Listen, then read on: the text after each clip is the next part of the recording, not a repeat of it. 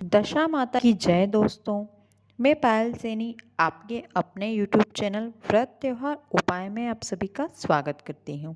होली के 10वें दिन यानी चैत्र महीने के कृष्ण पक्ष की दशमी के दिन महिलाएं दशा माता का व्रत करती हैं और पूजा अर्चना करती हैं। दशा माता का व्रत घर की दशा को ठीक होने के लिए किया जाता है। माना जाता है कि जब मनुष्य की दशा ठीक होती है तब उसके सभी कार्य सही होते हैं, सिद्ध होते हैं। लेकिन वहीं जब मनुष्य की दशा ठीक नहीं होती है तब मनुष्य को परेशानी होती है। इन्हीं परेशानियों से निजात पाने के लिए दशा माता का व्रत करने की मान्यता है। इस व्रत में पीपल के पेड़ की पूजा की जाती है। दशा माता यानी माँ भगवती की पूजा और व्रत करके महिलाएं गले में एक दशा माता का डोरा पहनती है ताकि परिवार में सुख समृद्धि, शांति, सौभाग्य और धन संपत्ति बनी रहे। इसे सांपदा माता का डोरा भी कहते हैं। दशा माता नारी शक्ति का ही एक रूप है। माँ दशा माता ऊंट पर सवार देवी माँ के इस रूप को 4 हाथों में दर्शाया गया है। दशा माता अपने ऊपरी दाएं और बाएं हाथ में तलवार और त्रिशूल रखती है और निचले दोनों हाथों में यानी दाएं और बाएं हाथों में उनके पास कमल और कवच होता है। दशा खराब हो तो अनेक प्रकार की बाधाएं उत्पन्न होती है। पूरी कोशिश करने पर भी कोई काम पूरा नहीं होता। ऐसे संकटों को उबारने वाला होता है दशा माता का व्रत। इस व्रत को जो भी महिला भक्ति भाव से करती है उसके घर से दुख और दरिद्रता दूर होती है और घर परिवार की दशा सही बनी रहती है। दशा माता व्रत के दिन आपको क्या करना चाहिए वो जान लीजिए। महिलाएं दशा माता के दिन सूती धागे में 10 गांठ बांधती है और दशा माता को समर्पित करके उसे धागे को अपने गले में पूरे साल धारण करती है। दशा माता का डोरा साल भर गले में पहना जाता है, लेकिन यदि आप दशा माता का डोरा साल भर नहीं पहन सकते हैं तो वैशाख महीने की शुक्ल पक्ष में किसी भी अच्छे दिन खोलकर अपने घर के मंदिर में रख सकते हैं। इतना ही नहीं, आप इतना भी नहीं पहनना चाहते हैं तो जिस दिन आपने पहना है उसी दिन डोरे को रात के समय उतारकर आपके पूजा के स्थान पर रख दें और अगले वर्ष पूजा के बाद पीपल की जड़ में गड्ढा खोदकर गाड़ दीजिए। पीपल के पेड़ के चारों ओर 10 बार घूमते हैं और उसके तने पर पवित्र सूती धागे को घुमाते हैं। दशा माता की पूजा पीपल के पेड़ की छांव में करना बहुत ही शुभ माना जाता है। राजा नल और उनकी रानी दमयंती की कथा सुनी या पढ़ी जाती है। इसे पढ़ना और सुनना हमारे घर की दशा सुधारता है।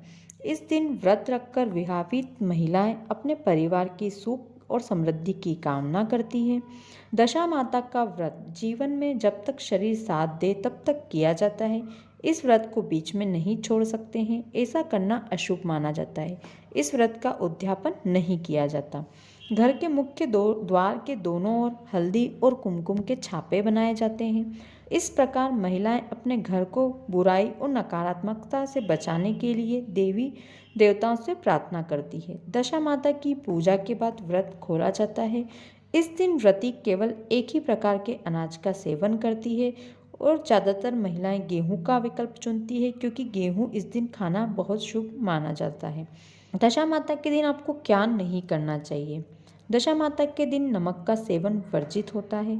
दशा माता के दिन पैसे उधार नहीं देना चाहिए। यहाँ तक कि अपने घर की कोई वस्तु भी किसी को नहीं देना है और ना ही किसी से कोई वस्तु या पैसा मांगना है।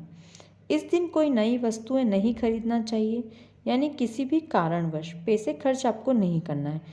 यदि आपको किसी सामान की ज़रूरत है तो आप एक दिन पूर्व ही यानी एक दिन पहले ही घर में खरीद कर रख लें। अब जानते हैं दशा माता की पूजा में आपको किन किन वस्तुओं की आवश्यकता होगी। दशा माता की पूजा सामग्री जान लीजिए। रोली, मौली, सुपारी, चावल, दीपक, नैवेद्य, धूप, अगरबत्ती, श्वेत धागा यानी दशा माता की वेर, हल्दी, मेहंदी, सिंदूर, काजल आदि श्रृंगार सामग्री जो भी आप समर्पित कर सकते हैं अपनी श्रद्धा अनुसार। एक नारियल, जल का कलश, भीगी हुई चने की दाल, हल्दी और कुमकुम घुला हुआ, छापे लगाने के लिए, माता के गहने, आटे में हल्दी मिलाकर गूंथ कर गहने बनाएं। सफ़ेद धागे में 10 गांठ लगाकर हल्दी में भिगो दें और फिर पूजा के बाद आपको इसे पहनना होता है। दशा माता की पूजन विधि जान लीजिए। सुबह जल्दी स्नान करके लाल रंग की साड़ी पहन लें और 16 श्रृंगार पूरा करें। अब अपनी पूजा की थैली तैयार करके पूजा के शुभ मुहूर्त के समय पीपल के पेड़ के नीचे जाएं। सबसे पहले पीपल की जड़ में जल समर्पित करें, फिर पेड़ पर स्वास्तिक बनाएं एवं मेहंदी, हल्दी और कुमकुम से 10-10 बिंदी आपको लगाना है। अब दिया प्रज्वलित करें, धूप या अगरबत्ती जो भी ले गए हैं उन्हें प्रज्वलित करें। अब सभी पूजन सामग्री एक एक करके चढ़ाएं। रोली, मोली, चावल, सुपारी, हल्दी, मेहंदी, काजल आदि जो भी आपके पास है सभी सामग्री एक एक करके आपको समर्पित करते जाना है। अब जो भी नैवेद्य या मीठा आप बनाकर ले गए हैं उसका भोग लगाएं। अब ब्लाउज पीस पर 10 रुपये दक्षिणा रखकर या फिर ज़्यादा भी आप रख सकते हैं, पीपल के पेड़ को समर्पित करें यानी दशा माता को समर्पित करें। अब अपने दशा के डोरे को पीपल के पेड़ पर जो कच्चा सूत लपेटा हुआ होता है उसमें से आपको 10 बार निकाल लेना है और पूजा के स्थान पर आपको अभी रख देना है जहाँ आप पूजा कर रहे हैं। फिर आपकी पूजा संपूर्ण होने के बाद आपको इस डोरे को पहनना है और आपका पिछले साल का दशा का डोरा पेड़ की जड़ में गड्ढा खोदकर वहाँ रख दीजिए। अब पीपल के पेड़ की 10 परिक्रमा करें। अपने हाथ में 10 अनाज के दाने रखें। हर परिक्रमा के साथ एक दाना पेड़ पर छोड़ते जाना है। अब आपके दशा के डोरे को गले में बांध लें। इसे फिर पूरे साल कभी ना उतारें। अगले वर्ष जब पुनः आप पूजा करेंगे तब इसे उतारकर नए धागे की पूजा करके उसे धारण करना होता है। अब अपने दोनों हाथ हल्दी में करके पीपल के पेड़ पर 10 छापे लगा दीजिए। इसी प्रकार आपको कुमकुम के भी 10 छापे लगाना है। पूजा के बाद पूजन स्थल पर ही आपको नल और दमयंती की कथा सुनना है। पूजा के बाद यदि कथा पंडित जी ने सुनाई है तो उनका आशीर्वाद लेकर उन्हें कुछ दक्षिणा आप प्रदान करें। पूजा संपन्न होने के बाद अपने घर आकर दरवाजे के आसपास दोनों ओर हल्दी और कुमकुम के 10-10 छापे आपको लगाना है। इस दिन घर की साफ सफाई के लिए एक दिन पहले नई झाड़ू खरीद कर रखी जाती है। अब उस नई झाड़ू की आपको पूजा करना है। झाड़ू की पूजा करने के बाद आपको घर के अंदर प्रवेश करना है। अब घर आने के बाद आप अन्न ग्रहण कर सकते हैं। नियमानुसार दशा माता की पूजा एवं अर्चना करने से दशा माता की कृपा प्राप्त होती है, घर में सुख, शांति और समृद्धि आती है। इसके अलावा एक जरूरी बात जो जान लीजिए, कहीं पर महिलाएं पीपल की पूजा कर 10 बार पीपल की परिक्रमा जब करती है तो उस पर सूत, जो कच्चा सूत आता है वो लपेटती है। यदि आपके यहाँ ऐसा होता है तो आप इस प्रकार से पूजा करें। अब दशा माता की कथा, जो पौराणिक कथा है वो जान लीजिए। दशा माता व्रत की पौराणिक कथा के अनुसार प्राचीन समय में राजा नल और दमयंती रानी सुखपूर्वक राज्य करते थे। उनके 2 पुत्र थे। उनके राज्य में प्रजा सुखी और संपन्न थी। एक दिन की बात है, उस दिन होली की दशा थी। एक ब्राह्मणी राजमहल में आई और रानी ने कहा, दशा का डोरा ले लो। बीच में दासी बोली, हाँ रानी साहिबा, आज के दिन सभी सुहागिन महिलाएं दशा माता की पूजन और व्रत करती हैं तथा इस डोरे की पूजा करके अपने गले में धारण करती है, जिससे अपने घर में सुख, समृद्धि और धन संपदा आती है। अतः रानी ने भी ब्राह्मणी से डोरा ले लिया और विधि अनुसार पूजन करके गले में बांध लिया। कुछ दिनों के बाद राजा नल ने दमयंती के गले में डोरा बंधा हुआ देखा। राजा ने पूछा, इतने सोने के गहने पहनने के बाद भी आपने ये डोरा क्यों पहना है? रानी कुछ कहती इसके पहले ही राजा ने डोरे को तोड़कर जमीन पर फेंक दिया। रानी ने उस डोरे को जमीन से उठा लिया और राजा से कहा, यह तो दशा माता का डोरा था, आपने उनका अपमान करके अच्छा नहीं किया। जब रात्रि में राजा सो रहे थे तब दशा माता स्वप्न में बुढ़िया के रूप में आई और राजा से कहा, हे राजा, तेरी दशा अच्छी जा रही है और बुरी दशा आ रही है। तूने मेरा अपमान करके अच्छा नहीं किया। ऐसा कहकर बुढ़िया अंतर्ध्यान हो गई। अब जैसे तैसे दिन बीतते गए, वैसे वैसे कुछ ही दिनों में राजा के ठाट बाट, हाथी घोड़े, लाव लश्कर, धन धान्य, सुख शांति सब कुछ धीरे धीरे नष्ट होने लगा। अब तो राजा और रानी के भूखे मरने का समय आ गया। एक दिन राजा ने दमयंती से कहा, तुम अपने दोनों बच्चों को लेकर अपने मायके चली जाओ। रानी ने कहा, मैं आपको छोड़कर कहीं नहीं जाऊंगी। जिस प्रकार आप रहेंगी उसी प्रकार मैं भी आपके साथ रहूंगी। तब राजा ने कहा, अपने देश को छोड़कर दूसरे देश में चलते हैं। वहाँ जो भी काम मिल जाएगा वही काम हम कर लेंगे। इस प्रकार नल और दमयंती अपने देश को छोड़कर चल दिए। चलते चलते रास्ते में भील राजा का महल दिखाई दिया। वहाँ राजा ने अपने दोनों बच्चों को अमानत के तौर पर छोड़ दिया। आगे चले तो रास्ते में राजा के मित्र का गांव आया। राजा ने रानी से कहा, चलो हम हमारे मित्र के घर चलें। मित्र के घर पहुंचने पर उनका खूब आदर सत्कार हुआ। पकवान बनाकर भोजन कराया गया। मित्र ने अपने शयन कक्ष में सुलाया। उसी कमरे में मोर की आकृति की खूंटी पर एक तस्वीर टंगी थी। मित्र की पत्नी का हीरो जड़ा कीमती हार वहीं टंगा था। मध्य रात्रि में रानी की नींद खुली तो उन्होंने देखा कि वह बेजान खूंटी हार को निगल रही है। यह देखकर रानी ने तुरंत राजा को जगाकर दिखाया तो दोनों ने विचार किया कि सुबह होने पर मित्र के पूछने पर क्या जवाब देंगे, अतः यहाँ से इसी समय हमें चले जाना चाहिए। राजा रानी दोनों ही रात्रि को वहाँ से चल दिए। सुबह होने पर मित्र की पत्नी ने खूंटी पर अपना हार देखा। हार वहाँ नहीं था। तब उसने अपने पति से कहा, तुम्हारे मित्र कैसे हैं जो मेरा हार चुराकर रात्रि में ही भाग गए। मित्र ने अपनी पत्नी को समझाया कि मेरा मित्र कदापि ऐसा नहीं कर सकता, धीरज रखो, कृपया उसे चोर ना कहो। आगे चलने पर राजा नल की बहन का गांव आया। राजा ने बहन के घर खबर पहुंचाई कि तुम्हारा भाई और भौजाई आए हैं। खबर देने वाले ने बहन से पूछा, उनके हालचाल कैसे हैं? वह बोला, दोनों अकेले हैं, पैदल ही आए हैं तथा वे दुखी हाल में हैं। इतनी बात सुनकर बहन थाली में कांदा रोटी रखकर भैया भाभी से मिलने आई। राजा ने तो अपने हिस्से का खा लिया, परंतु रानी ने जमीन में गाड़ दिया। चलते चलते एक नदी मिली।